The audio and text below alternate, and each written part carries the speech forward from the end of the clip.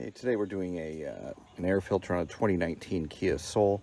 This will apply to a 2012 to 19 Kia Soul and a 2012 to 17 Hyundai Accent and Veloster, I believe. This is a 2-liter, and it's a very simple 1 minute job. 1 second. Let me just get the camera set up and I'll be back in 1 sec. Okay, hopefully this camera will stay standing.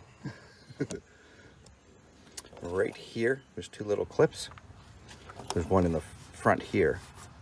You just push them back, and one in the back that you can't see because the camera's in the way, or the filter box is in the way. Same thing, clips off. Lift this side out, and then pull toward the driver's side.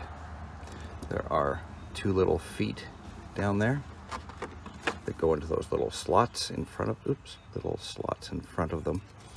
And you just simply rotate up this way. There's the old filter, grab it, pull it out. Let's see how, oh, I'm embarrassed.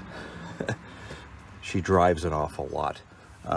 This is a 2019 and she's already got almost 100,000 miles on it. New filter, only goes in one way because of the shape.